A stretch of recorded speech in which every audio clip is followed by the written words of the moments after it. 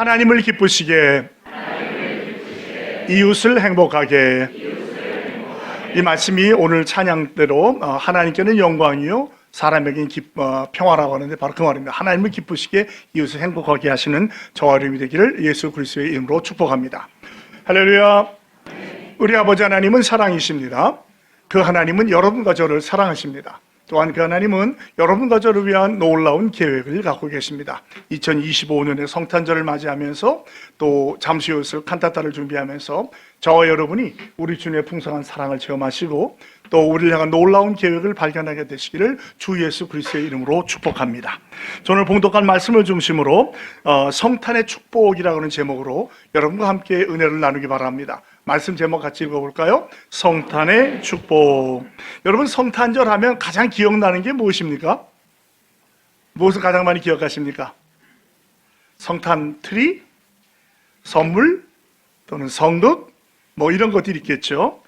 우리 어린 시절에 동심으로 돌아가 보면 그 눈이 오는 추운 겨울에 이런 것을 준비하면서 함께 또 같이 파티도 하면서 그랬던 생각이 납니다.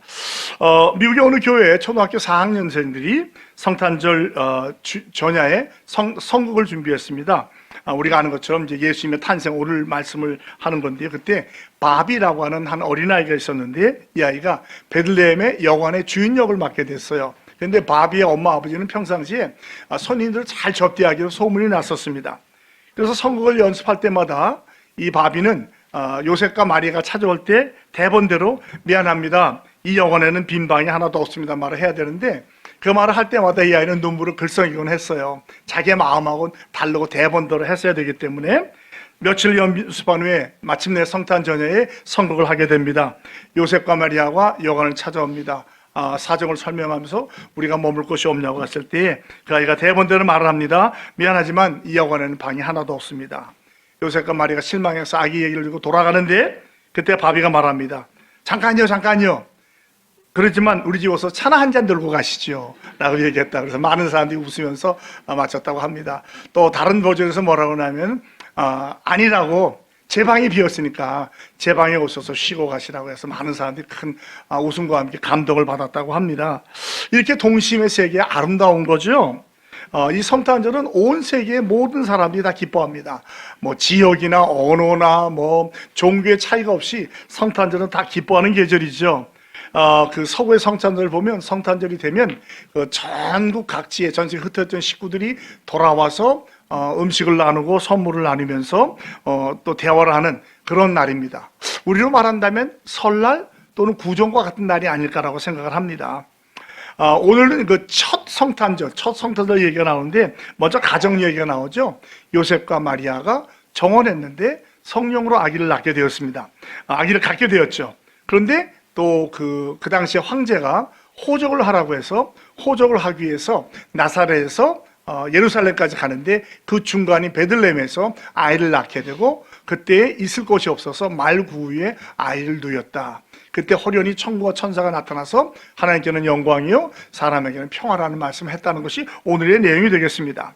이렇게 말구에서 태어나신 예수님을 생각할 때에 이것이 어떻게 성탄이 우리에게 축복이 되는가, 개인과 가정과 교회와 사회에 복이 되는가에 대해서 세 가지로 한번 살펴보길 바랍니다. 먼저 성탄의 축복 첫 번째 읽어볼까요?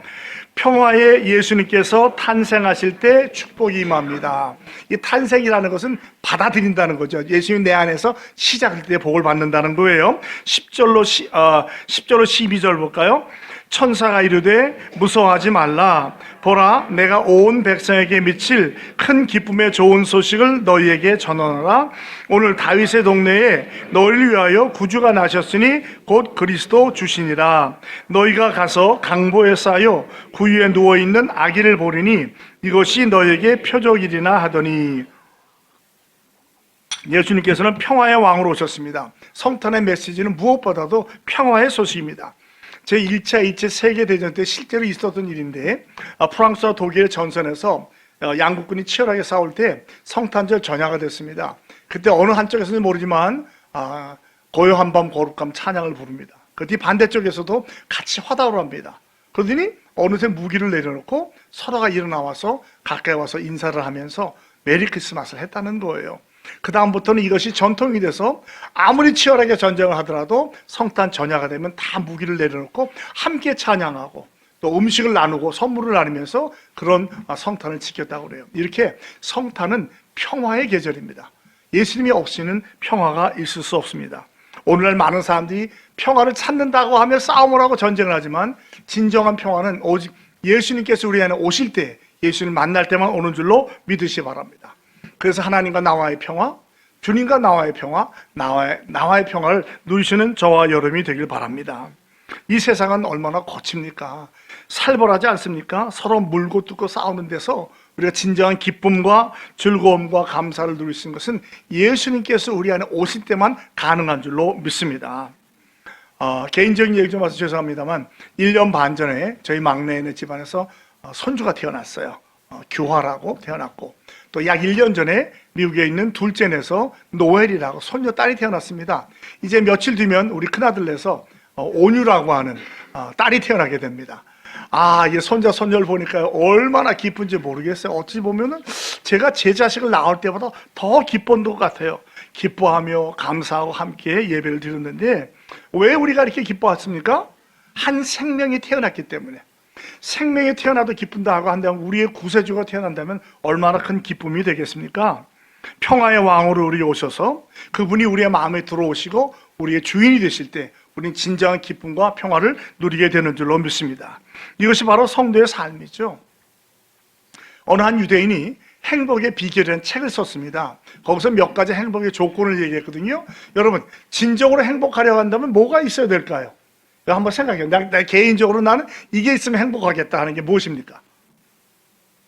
뭐가 있으면 행복하겠어요? 그래도 2부 예배는 점잖으시네. 1부 때는 제일 먼저 돈 그러시는데 돈도 있어야죠. 또 건강도 있어야 되고 아름다운 가정도 있어야 되고요. 또 나라의 안정도 있어야 되잖아요. 그래서 이분이 건강, 재물, 아름다움, 즐거움, 조화 등이 있어야 된다고 행복의 조건을 썼어요. 그리고 이 책에 이제 평을 받기 위해서 자기가 존경하는 랍비, 오늘날은 먼저 우리 교회의 목사님이죠. 랍비를 찾아가서 물어봤어요. 그거 평을 해달라고 했더니 그 랍비가 읽어본 다음에 하는 말이 이 많은 조건들이 다 갖추어졌어도 불행해질 수가 있습니다. 그리고 행복을 얻기 위해서는 꼭 한 가지 필요한 것이 있는데 그것이 바로 평화입니다라고 말을 했다고 그래요. 여러분, 환경이 좋다고 다 행복할까요? 돈, 명예, 권세, 건강, 미모를 다 가지고도 행복하지 못한 분들이 얼마나 많아요. 실제로 이것을 누리는 분들이 행복하지 못한 경우가 많습니다. 많은 경우 재벌을 보십시오. 다 갖고 있는 것 같아도 형제 자매끼리 싸움, 그 재산권 때문에 싸우는 거, 뭐 노사분규 때문에 골치 아픈 거 얼마나 많아요. 꼭 그런 것이 있다고 행복한 것만은 아니라는 거죠. 우리가 알기는 진정한 행복은 예수 그리스도를 만날 때 인생의 방황이 끝나고 그 안에 진정한 행복이 오는 줄로 믿습니다. 돈과 권력이 아무리 많이 있어도요, 싸우면 불안과 근심과 걱정과 염려가 있다면 진정으로 행복하다고 할 수 없습니다. 그러나 예수를 만나게 될 때 모든 것은 내려놓게 되고 주님을 통해서 진정한 평화와 행복을 누리게 되는 줄로 믿습니다. 우리 새성전에 스테인드 글라스 들어가나요? 안 들어가나요? 스테인드 글라스 없죠. 새성전에. 그죠? 없죠. 그 유럽에 가보면 그 옛날에 전통적인 교회와 성당을 보면 아주 스테인드 글라스가 아름답습니다. 얼마나 아름다운지 몰라요. 마치 거기에 가면 꼭 꿈속에 있는 것 같은 그런 환상을 제가 노틀담에 갔을 때 하고 베드로 성당 갔을 때 봤는데 정말 아름답더라고요. 거기는 불을 켜놓진 않고 등만 켜고 낮에는 그 빛만 들어오게 해요. 그러니까 그 빛이 정말 오색 찬란하죠. 그런데 스테인드에서 가만히 보면 하나가 아니라 작은 조각들이 뭉쳐가지고 하나님을 천지창조도 말하기도 하고 예수의 탄생도 말하게 하고 예수의 고난도 말하잖아요. 마찬가지예요. 우리 인생도 하나하나가 볼 때는 다 작은 유리 조각에 불과합니다. 그런데 성령께서 우리를 하나로 만드셔서 아름다운 그리스도의 향기가 나게 하는 줄로 믿습니다.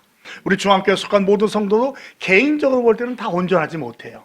부족하고 약하지만 하나님께서 우리 하나 되고 한 가족 되게 하셔서 주의 인도하심을 따라갈 때 우리 안에 아름다운 그리스도의 열매가, 성령의 열매가 맺히게 되는 줄로 믿습니다. 여러분, 이 성탄의 계절은 무엇보다도 주님을 구세주로 모시고 주님과 함께 동행함으로 말미암아 평화의 복을 누리시기를 예수 그리스도의 이름으로 축복합니다. 두 번째 축복은 무엇입니까? 아기 예수를 찬양하고 예배할 때에 축복이 됩니다. 누가복음 2장 13절로 14절, 호련히 수많은 천군이 그 천사들과 함께 하나님을 찬송하여 이르되 지극히 높은 곳에서는 하나님께 영광이요 땅에서는 하나님이 기뻐하신 사람들 중에 평화롭다 하니라. 제가 잠시 전에 말씀드렸지만 하나님께 영광, 여러분 우리가 어느 때 하나님께 영광을 돌릴 수 있을까요? 어떻게 할 때 하나님께 영광 받으실까요? 하나님을 기쁘시게 되면 되는 거예요. 하나님을 기쁘시게 할 때. 그래서 하나님을 기쁘시게. 또 평화는 어떻게 됩니까? 사람들을 행복하게 해줄 때. 그것이 우리 성도의 축복된 사명인 줄로 믿습니다. 어디에 가든지 항상 하나님을 기쁘시게, 이웃을 행복하기를 생각하면서 말하시고 생각하시고 행동하시기를 주님의 이름으로 부탁드립니다. 크리스마스, 성탄절, 물론 성탄절은 우리가 거룩한 탄신인데 크리스마스를 할 때 지난주에 말씀드린 것처럼 크리스마스의 의미가 뭐죠? 크리스마스는 크라이스트와 마스가 섞인 말이었죠. 크라이스트는 아는 것처럼 그리스도고, 마스 또는 메스 또는 미사는 카톨릭에서 라틴어에서 한 예배란 뜻이에요. 그러니까 꼭 카톨릭의 전유문 아니죠. 그러니까 이 두 개가 합치면 크리스마스가 되면 그리스도를 예배한다. 성탄절을 그리스도를 예배하는 날이라는 거예요. 여러분, 우리가 주님을 예배하면 날마다가 성탄절이 되는 줄로 믿습니다. 오늘만 성탄절이 아니라 항상 주님을 모시고 주님을 찬양하고 예배하는 삶을 살아가시기를, 날마다 크리스마스의 삶을 사시기를 주님의 이름으로 축복합니다. 백화점에 가보면, 상점에 가보면 성탄절 주인공이 바뀐 것 같아요. 크리스마스는 산타클로스나 루돌프 사슴이나 무슨 선물이 성탄절의 주인공 같은데, 지난주에 말씀드린 것처럼 그것은 성탄절을 상징하는 하나의 상술에 불과한 것이지, 진정한 성탄절의 의미는 아기 예수 그리스도의 탄생이 있는 줄로 믿습니다. 제가 하와이에서 목회할 때 봤는데요, 그 서구 사람들이 교회를 잘 안 나와요. 안 나와도 1년에 꼭 3번 교회를 나옵니다. 부활절, 추수감사절, 성탄절에 나와요. 그때는 어디 있어도 와서 예배하고 식구들이 모이더라고요. 그러니까 보통 때 보면 예를 들면 예배당에 한 반밖에 안 차잖아요. 그때가 되면 막 차고 넘쳐요. 전혀 알지도 못하는 사람이 와서 우리 교회에서 돌아가신 누구누구 할머니의 손자입니다, 이러면서 오더라고요. 그러니까 그들에게는 어떤 이 성탄절, 부활절 또는 그 추수감사절은 굉장히 마음에 깊은 추억과 의미가 있는 것 같아요. 그러니까 성탄절은 모여서 음식을 먹는 것도 중요하고 파티를 하는 것도 중요하고 선물을 교환하는 것도 중요하지만 제일 먼저 주님을 찬양하고 경배하는 시간이 되어야 할 줄로 믿습니다. 우리 기독교인에게는요, 이 추수감사절부터 부활절까지가 굉장히 중요해요. 추수감사절, 성탄절, 부활절 이런 게 다 같이 들어와 있거든요. 그래서 이 기독교는 굉장히 중요한 절기라고 말할 수 있어요. 저는 유치원 다닐 때는 예수를 믿었던 기억이 나고요.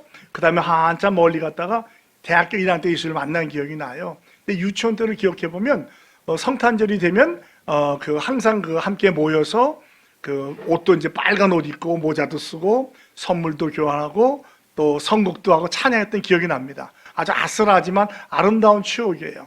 그 다음에 대학을 가서 예수를 만난 다음에는 제일 기억나는 게 제가 다니는 LA 동양성의 대학부는 먼저 성탄 전야에 일찍 모여서 저녁을 먹고 파티를 해요. 선물 교환 파티를 합니다. 그래서 선물 주고받고 재밌는 게임을 하고 저녁이 되면 한 10시가 넘으면 우리로 말하면 새벽송을 돌아요. 그래서 거기 미국은 땅이 넓으니까 차를 가지고 다녀야 돼요. 차를 가지고 새벽송을 돕니다. 그럼 보통 한 2시 내지 4시까지 4시간 내지 6시간은 새벽송을 돌아요. 새벽송 돌면 어떡합니까? 어르신들이 그냥 안 보내죠. 꼭 팝콘도 주고 용돈도 주고 그걸 가득 모아가지고 어디를 가느냐?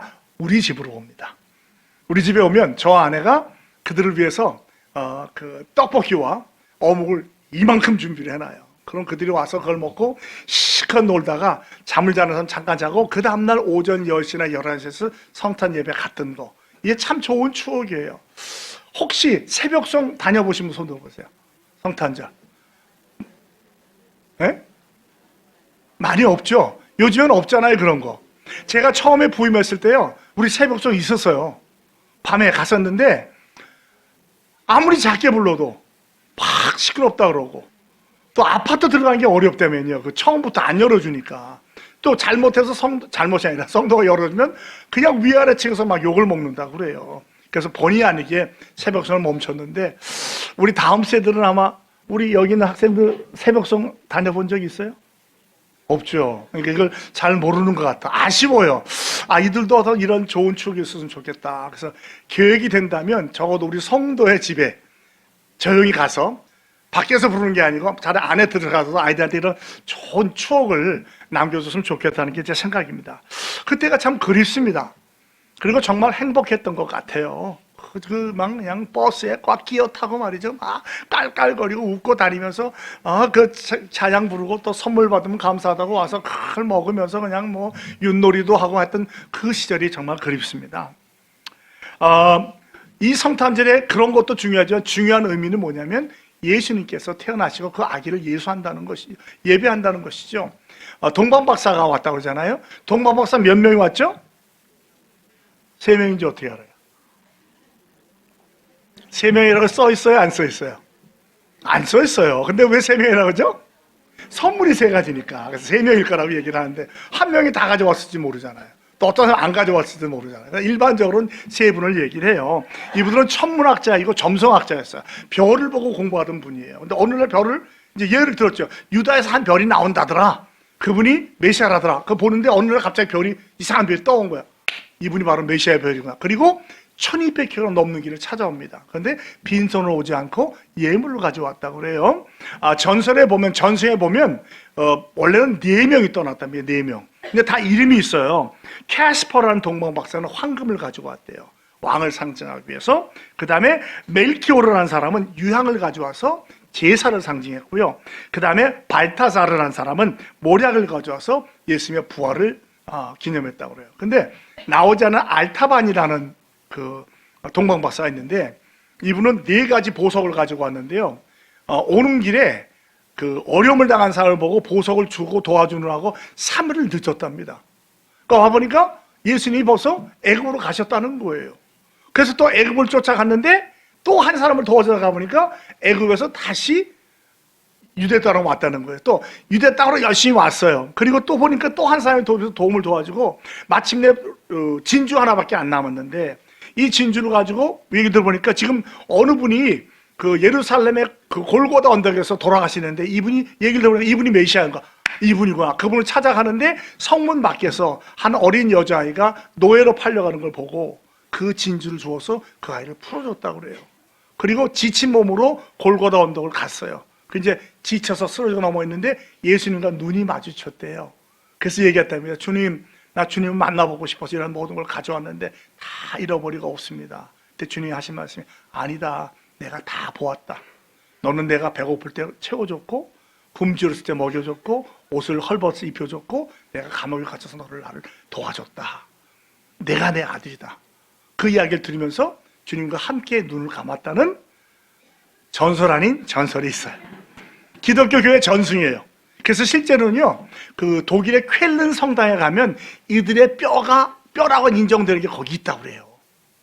그러니까 이것은 무엇을 말합니까? 성탄의 진정한 의미는 파티하고 먹고 즐기는 것이 아니라 주님의 뜻을 행하는 데 있다는 것이죠. 어디에 있든지 간에 우리가 예배자의 자세로 선다면 하나님을 기쁘시게 하고 이웃을 행복하게 해드리는 줄로 믿습니다. 저와 여러분은 항상 우리의 마음과 정성을 다해서 주님을 찬양하며 주님을 예배하며 주의 뜻대로 살아가시기를 예수 그리스도의 이름으로 축복합니다. 세 번째, 성탄의 선물이 뭐라고요? 주님의 이름으로 선을 행할 때 크게 복이 돼요. 갈라디아서 6장 9절로 10절, 우리가 선을 행하되 낙심하지 말지니 포기하지 아니하면 때가 이름에 거두리라. 그러므로 우리는 기회 있는 대로 모든 이에게 착한 일을 하되 더욱 믿음의 가정들에게 할지니라. 아멘. 이 말씀 저희 정말 생명과 같은 말씀이에요. 때때로 주의를 하다 보면 낙심될 때도 있고요, 포기하고 싶을 때도 있고요, 또 노할 때도 있고 그래요. 서운할 때도. 그런데 선을 행하다가 포기하지 말라는 거예요. 낙심하지 않으면 반드시 거둘 줄로 믿습니다. 여러분, 주의를 하다가 오해받을 수 있어요. 섭섭함을 당할 수 있어요. 그러나 절대로 낙심하지 마시고 하나님을 기쁘시게 이웃을 행복하게 살아가시면 반드시 하나님께서 도와주시고 인도해 주실 줄로 믿습니다. 성탄절은 사실은 혼자 지내는 계절이 아니잖아요. 외로운 자, 가난한 자, 소외된 자를 찾아주며 도와주는 계절이 돼야 돼요. 우리 교회는 참 잘하고 있죠? 성탄절을 맞아서 라면과 김치를 나눠주기도 하고 또 롤 케이크를 나눠주기도 하고 좋은 일을 많이 하는데 우리가 이런 일을 더 많이 할 수 있기를 바랍니다. 우리 교회 안에는 소외되거나 낙심하거나 좌절한 분이 없기를, 동구 안에는 굶어 죽거나 어려운 분이 없기를. 그래서 우리는 항상 교회에서 나 혼자 예배하면 됐다가 아니라 주위를 돌아보실 수 있어야 돼요. 혹시 우리 가운데 힘들고 말은 안 해요. 누가 교회 와서 나 외롭습니다, 나 도와줘요 그래요. 말은 안 하죠. 같이 웃지만 그 안에 외로움이 있는 분들을 찾을 수 있어야 돼요. 그리고 그분을 도와주시기 바랍니다. 전도회를 통해서, 구역 예배를 통해서, 성경 공부를 통해서, 다양한 모임을 통해서 혹시 그런 분이 있다면 여러분이 그 주님의 돕는 손길이 되시기를 예수 그리스도의 이름으로 축복합니다. 여러분 다미엔이라고 다미엔 신부 기억나죠? 그분이 하와이 있는 몰로카이 섬의 나병 환자촌에서 나환자의 아버지라고 불리는 분인데, 이분이 처음에 부임했을 때 나환자들이 받아들이지 않았어요. 당신은 멀쩡하고 우리는 나환자인데 무슨 상관이 있습니까? 아무리 해도 안 되니까 이분이 기도해서 하나님 나도 저들과 같이 되게 해주세요. 그렇다고 되나요? 이분이 어떻게 했냐면 자기 몸에 상처를 내가지고 나병균을 대고 문질렀어요. 그래서 나환자가 됐어요. 그래서 가니까 이분들이 깜짝 놀란 거예요. 이런 분이 어디 있냐고. 그래서 사역을 하다가 나병으로 세상을 떠납니다. 그래서 그들이 지금도 몰로카이 섬에 가면 다미안 신부님의 무덤이 있어요. 그리고 거기 그분이 원래 벨기에 사람인데 벨기에로 시신을 가져갔는데 이분들이 안 된다고, 우리가 꼭 모시고 싶다고 해서 팔뼈 하나를 가져와서 거기다 무덤을 만들었어요. 그리고 나병 환자의 아버지라는 말이 있습니다. 우리가 그렇게까지 하진 못할지라도 작은 거지만 주위에 있는 분들을 도와주며 나아갈 수 있기 바랍니다. 우리가 주님의 큰 게 될 수는 없어요. 그건 하나님이 하시는 거죠. 그런 우화를 들으셨는지 모르겠지만 옛날에 그 팔레스타인의 언덕에 세 그루의 나무가 있어서 백향목 나무가, 백향목은요 키가 막 10m에서 50m까지 자라고 이 둘레가 10m가 넘고 정말 아름다워요. 그 향이 좋아가지고 나무가 조밀해서 벌레가 들어오질 못하고요. 그 향 때문에 아무도 못 들어온다고. 그래서 주로 성전을 지을 때 아니면 좋은 배를 만들 때 쓴다고 그래요. 한 나무가 이렇게 얘기했어요. 나는 이 다음에 크면 성전의 대들보가 될 거야. 성전 들보가 되기를 원해. 근데 어느 날 사람들이 오더니 그 나무를 팹니다. 패더니 가져가서 만든 게 뭐냐면 작은 말구유를 만들어 버린 거예요. 그 나무가 너무너무 많은 실망을 했어요. 두 번째 나무는 나는 이 다음에 커서 큰 배를 짓는 그 배의 중요한 부분이 될 거야. 근데 어느 날 또 어디 나무를 캐더니 가가지고 갈릴리 호숫가에서 조그만 고기 잡는 배를 만들어 본 거예요. 나무가 너무너무 실망을 했어요. 세 번째 나무를 했습니다. 나는 이 다음에 커서 임금이 앉는 보좌가 될 거야. 근데 어느 날 와서 나무를 캐더니 뭘 만들냐면 십자가를 만들어 버린 거예요. 그 내 팔자가 왜 이러냐. 그런데 여러분 무슨 말씀 아시겠죠? 이 구유가 바로 예수님이 태어난 구유가 되는 거예요. 만왕의 왕인 예수를 모신 구유. 그때 가서 그 나무가 깨닫습니다. 하나님 날 이렇게 쓰셨구나. 두 번째, 갈릴리의 그 배인데 그 배에 주님이 앉아서 제자를 가르치셨잖아요. 내가 큰 배가 안 됐구나. 그게 아니라 예수님이 앉으셔서 말씀을 전하시는 배가 되는 거예요. 또 하나는 뭐라고 했죠 제가? 임금의 보좌가 되고 싶었는데 결국에는 한 젊은이가 자기한테 달린데 그분이 만왕의 왕 예수 그리스도였다는 것이죠. 여러분 우리가 큰 사람은 될 수 없을지 모르지만 작은 일에 충성하다 보면 하나님께서 그렇게 들어 사용하여 주실 줄로 믿습니다. 여러분 우리가 가진 것이 작을지라도 이 예물을 하나님께 드림으로 말미암아 개인적으로도 하고 교회적으로도 많이 도울 수 있는 저와 여러분이 되길 바랍니다. 성탄절은 나만 즐기는 거, 우리 가족만 즐기는 거, 우리 교회만 즐기는 시간이 아니라 이웃을 포함하고 그들을 나가서 도와주는 계절이 되어야 할 줄로 믿습니다. 말씀 맺겠습니다. 우리 개인이, 가정이 어떻게 해야 우리 교회가 성탄의 축복을 누릴 수 있을까요? 먼저 평화의 왕인 예수님을 내 안에서 태어나시게 해야 돼요. 모셔야 돼요. 여러분 만약에 여러분 안에 예수 그리스도가 없다면 성탄절에 아무 의미가 없어요.